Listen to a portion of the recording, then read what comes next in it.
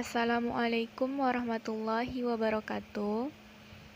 Perkenalkan, nama saya Rafina Dewi dengan NIM 2002110946. Saya sebagai presenter 2.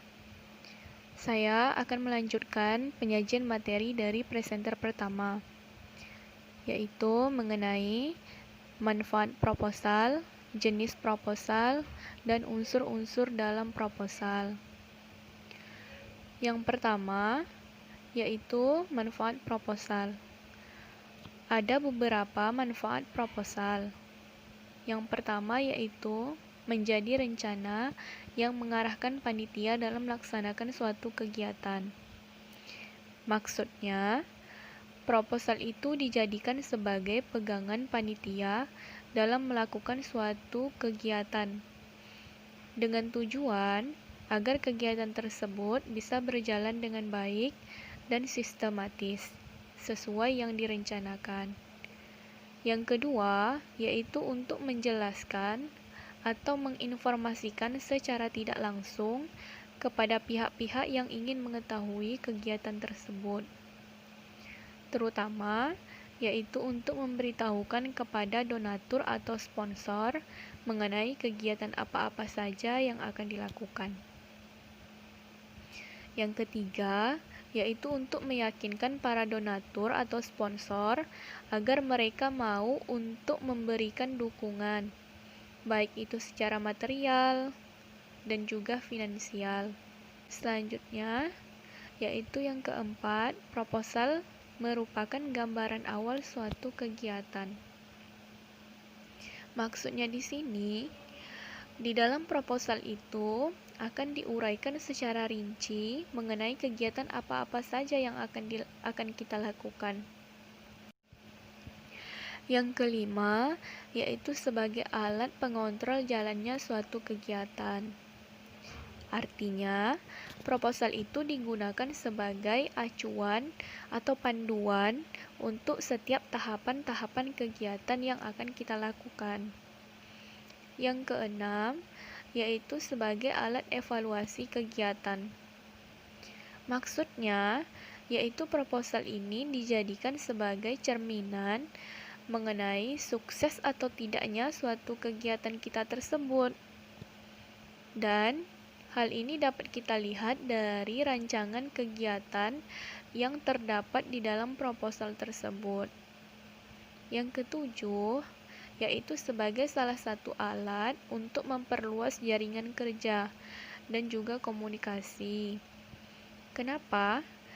Hal ini kita lihat dari sudut pandang hubungan sosialnya, yang bahwasannya proposal tidak hanya berfungsi untuk memperoleh persetujuan para donatur tersebut, tetapi juga digunakan untuk mendukung hubungan kerja.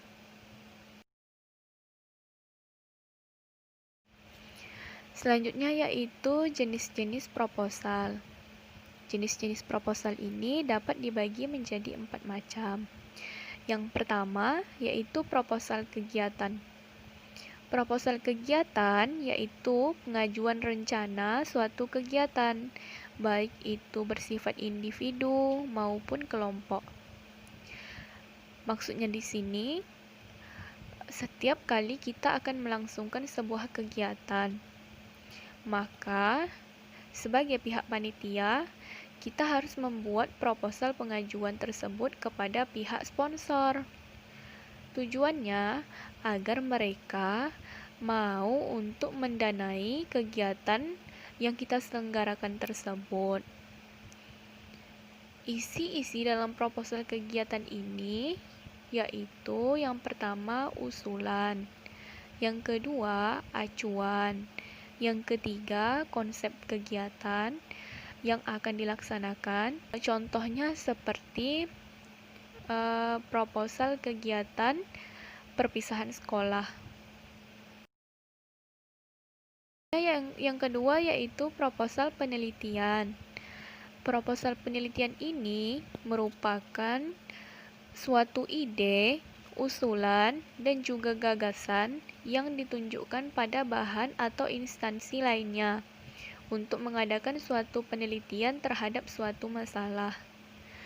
Di dalam proposal ini akan dijelaskan mengenai gambaran singkat mengenai penelitian yang kita lakukan, seperti topik masalahnya, lalu latar belakang dari masalahnya, ruang lingkup, dan waktu serta tempat penelitian yang akan kita lakukan. Saya mengambil contoh di sini seperti proposal menganalisis pembuatan gula dari tebu. Yang ketiga yaitu proposal bisnis atau usaha. Maksudnya di sini, proposal bisnis itu adalah proposal yang berkaitan dengan dunia usaha atau rancangan rencana kerja yang disampaikan oleh perseorangan maupun kelompok kepada pihak investor. Adapun isi dari proposal ini yaitu profil usaha. Profil usaha ini adalah profil usaha dari si pembuat proposal. Yang kedua yaitu estimasi untung ruginya usaha tersebut dan juga rincian anggaran yang akan kita butuhkan. Contohnya saya mengambil di sini yaitu proposal pendirian badan usaha. Yang keempat yaitu proposal proyek. Proposal proyek ini merupakan proposal yang ada kaitannya dengan dunia pekerjaan. Adapun isi proposal proyek ini adalah hubungan rencana kerja dan informasi teknis. Proposal ini berfungsi sebagai sarana pengajuan tender dari instansi pemerintah dan juga swasta. Contohnya di sini yaitu proposal proyek pembangunan jalan. Selanjutnya yaitu unsur-unsur proposal. Ada beberapa unsur-unsur di dalam proposal. Yang pertama yaitu latar belakang masalah. Latar belakang masalah ini dikemukakan berupa kesenjangan antara harapan dan kenyataan, baik itu teoretik maupun praktis. Selain itu juga dipaparkan tentang teori-teori, hasil-hasil dari penelitian, kesimpulannya, lalu diskusi ilmiah yang berkaitan erat dengan pokok masalah yang diteliti. Dengan demikian, masalah yang dipilih mendapatkan landasan yang lebih kokoh. Yang kedua yaitu rumusan masalah.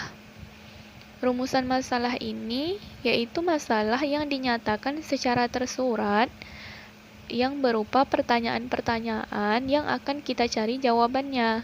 Rumusan masalah ini disusun secara singkat, padat, dan juga jelas yang dituangkan dalam bentuk kalimat tanya.